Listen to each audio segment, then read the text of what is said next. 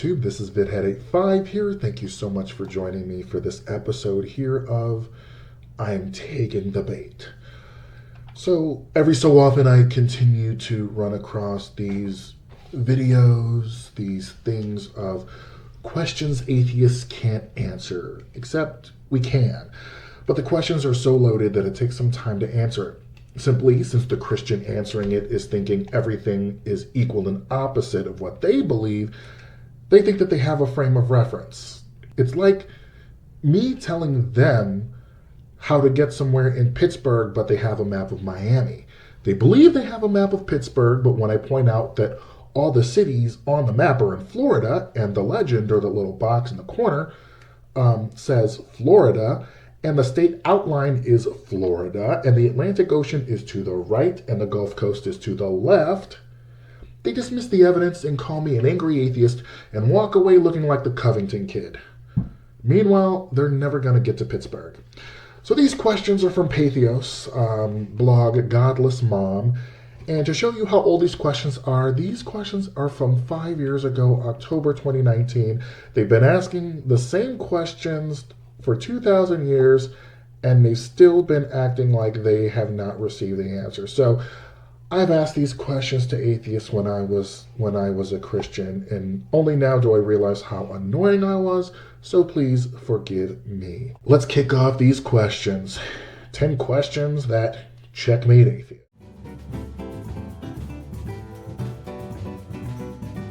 Unlike religion, which is used to explain all of life's questions with certainty, science is a tool by which we collect information to explain the world around us. Science does not take the place of religion. Also, we do not need all of life's questions answered or tied up in a little neat bow. This is a religious assumption.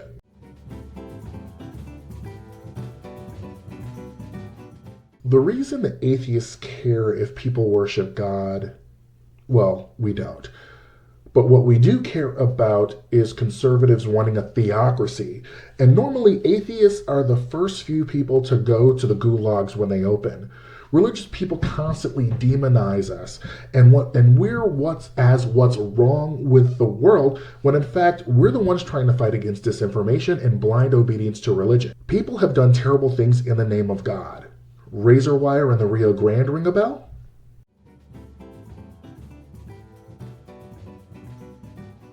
Again, this is a religious assumption that Christians take God out of the equation for biogenesis. We all know that the building blocks of life are out there in space, and without a God character to create things, we believe based on evidence and neutral scholarship that the building blocks exist and gave rise to single-celled life forms and later more complex ones. You're inverting the Genesis account and flipping it onto atheists.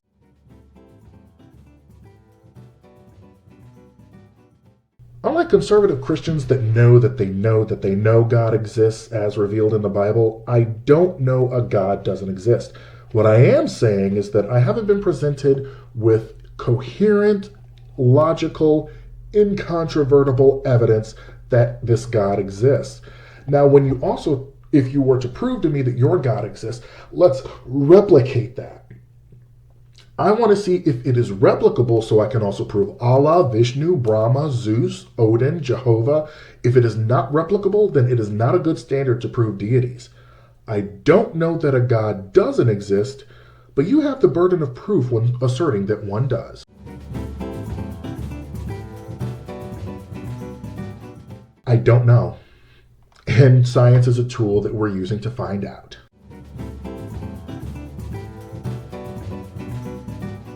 So for this one, morality comes from a lot of places. Who is to say that drinking at 13 is illegal? Well, if you're in Saudi Arabia or another very Muslim country, you likely don't drink. But what if you're in Utah, not raised as a Muslim, and you drink coffee or tea, but your Mormon friends refuse it when you offer to them? Morality stems from people and societies, but the bare bones objective things that are good, I feel, are universal. Some morals are contingent, like, is murder always wrong? Well, if someone in self-defense, no. We also change laws to combat a negative outcome. We can do things that can do the most good. I don't believe there is one single source of morality because it interacts with other people and there are different applications.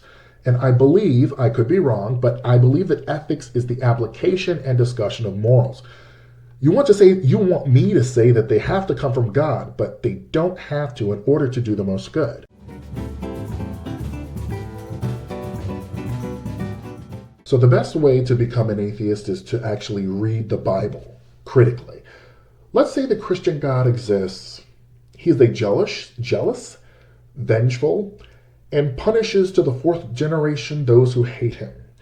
He tests people, and when they fail, he punishes them and extorts them to save them from himself. Oh, that's like a scene where a stereotypical Italian mobster says, "You're gonna pay me protection money or something's horrible's gonna happen to your shop."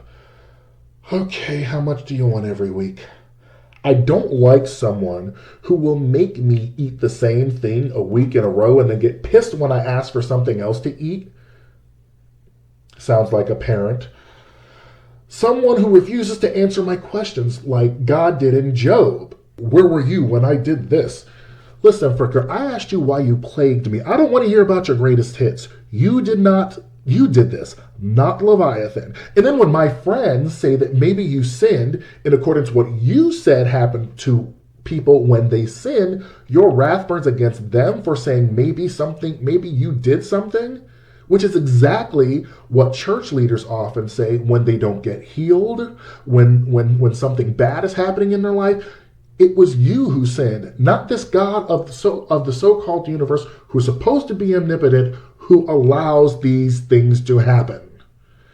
You said that punishment for sin could look like what happened to Job, so why are you mad when someone suggests? So if I had evidence that the God of the Bible existed, my answer is an enthusiastic hell no. I am more compassionate and patient than this God. And if he were a person, you would call him toxic and you would give him a tip to get some damn therapy because his character is not credible.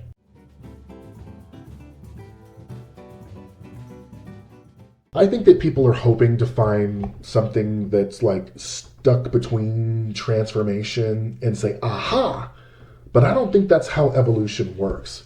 It's easy to say, hey, look at the chicken. How did that come from a dinosaur? It's not like they were a dinosaur one day and then became a chicken the next.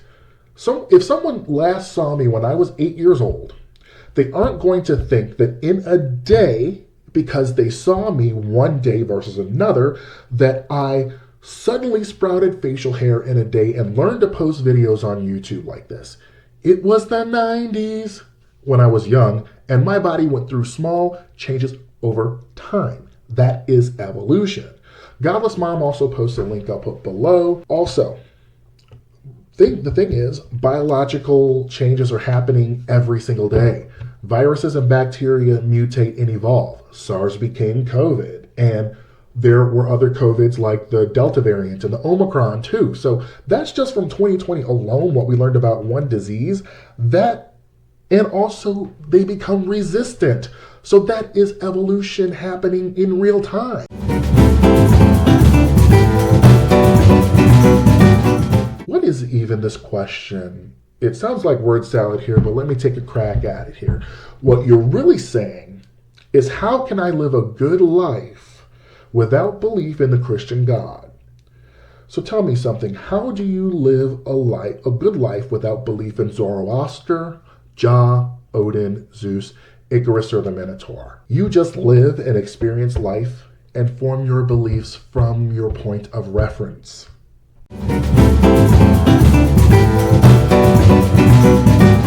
So, I don't know if a soul exists. I do believe that there is a consciousness. I'd like to believe that a soul exists, but there's no evidence. I don't think so. I may differ from some atheists, as I would like to believe there's an afterlife where I can connect with others and nature as well and explore the universe. But I want to make the most of my life right here, because right now, this is all I got.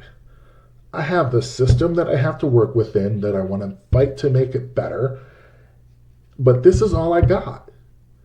I do want to tear it all down and rebuild a system that works for everybody. But guess what? This is all I got. I want to make this the most of this life because it is finite and I want to get the most joy out of it. And if the only reward is something beyond what I can see and witness, then it sounds like a scam. So there you have it.